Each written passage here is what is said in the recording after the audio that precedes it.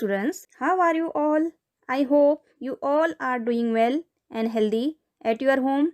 Students, today we will start कक्षा 7 विषय हिंदी पाठ 5 धरती की शान। बच्चों, ईश्वर ने मनुष्य को सबसे बुद्धिमान प्राणी बनाया है। बुद्धि के साथ उसमें गजब का साहस भी है। मनुष्य ने अपनी बुद्धि और अपने साहस के बल पर ऐसे काम कर दिखाए हैं जो कभी असंभव माने जाते थे।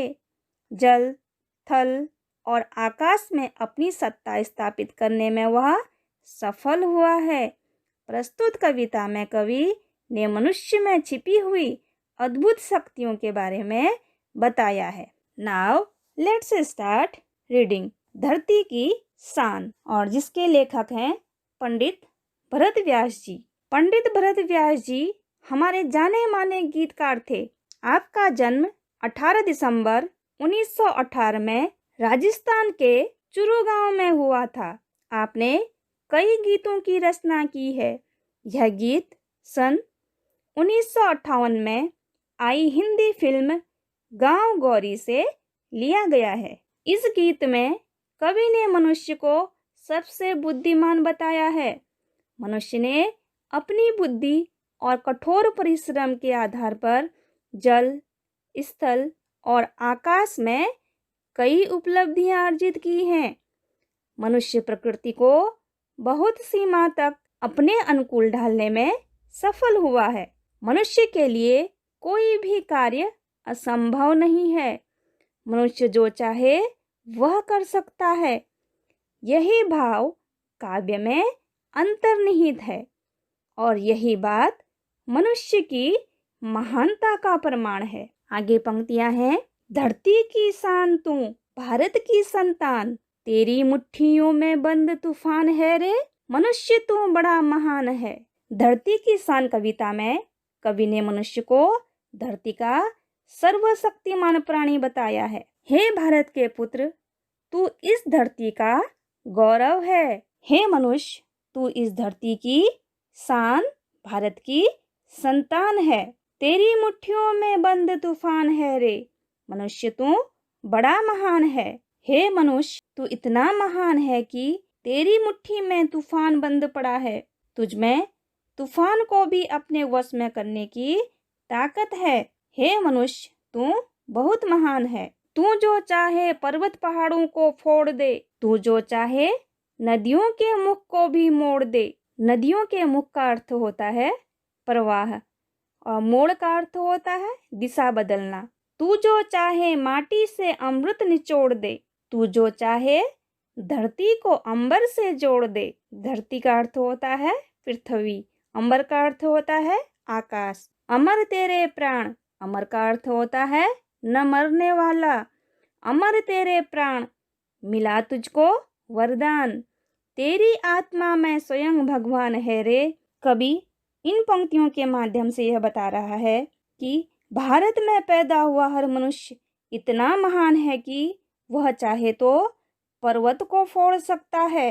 तू जो चाहे नदियों के मुख को भी मोड़ दे। यदि मनुष्य अपनी शक्तियों को पहचान ले तो नदियों का मुख मोड़ सकता है, अर्थात नदियों के बहाव की दिशा भी बदल सकता है। तू जो चाहे माटी से अमृत निचोड़ दे, तू जो चाहे धरती को अंबर से जोड़ दे। हे मनुष्य, अगर तू चाहे तो मिट्टी से अमृत निकाल सकता है। अगर मनुष्य चाहे तो बड़ी बड़ी ऊंची इमारतों का निर्माण करके इस धरती को अंबर से जोड़ सकता है।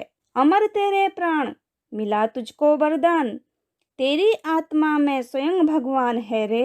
हे मनुष्य, तू अपने अनोखे कार्यों से मरकर भी अमर हो सकता है। तुझे अमरता का वरदान मिला है। हे मनुष्य, तेरी आत्मा में स्वयं परमात्मा बैठा हुआ है। नयनों में ज्वाल, तेरी गति में भूचाल। ज्वाल का अर्थ होता है अग्नि और भूचाल का अर्थ होता है भूकंप। तेरी छाती में छिपा महाकाल है। महाकाल का अर्थ होता है भगवान शिव का संहारी स्वरूप। पृथ्वी के लाल, लाल का अर्थ होता है बेटा। पृथ्वी के लाल, तेरा हिमगिरी सा भाल, भाल का अर्थ होता है ललाट। तेरी भुरकुटी, भुरकुटी का अर्थ होता है भौं। तेरी भुरकुटी में तांडव का ताल है।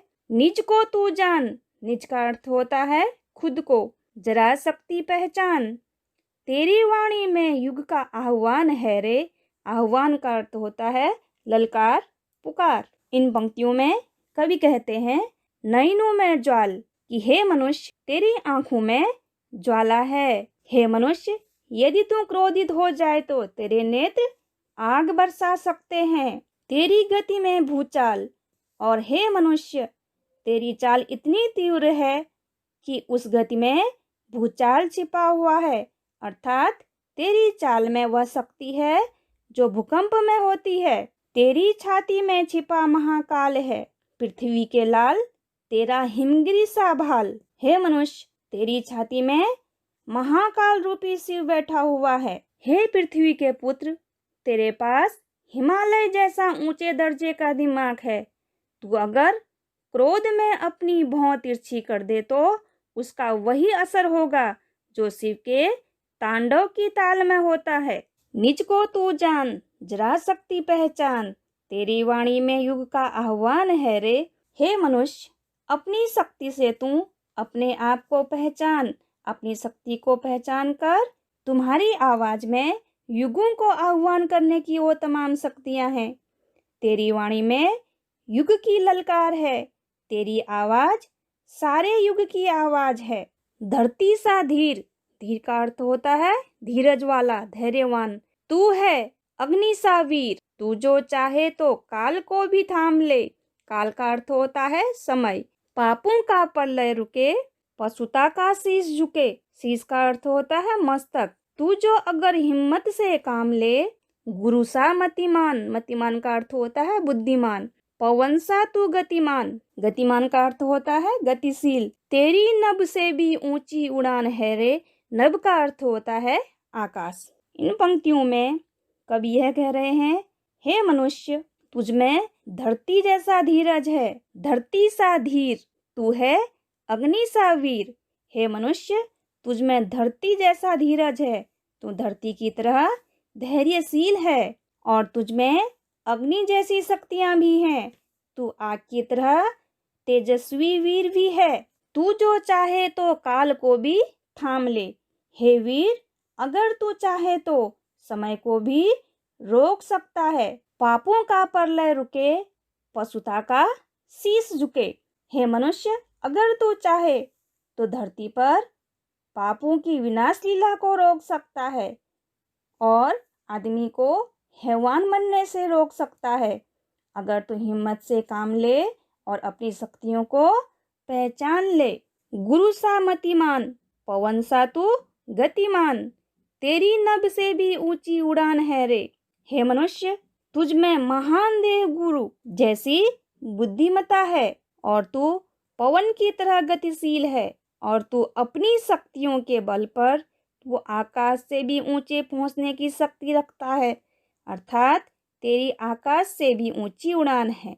बच्चों, इस कविता के माध्यम से कवि यह बताने की कोशिश कर रहे हैं कि मनुष्य के पास अद्भुत शक्तियां हैं। अगर वह चाहे तो अपनी शक्तियों का उचित प्रयोग कर सकता है। Now in the end of the lesson, I hope you understood this lesson very well. Thank you.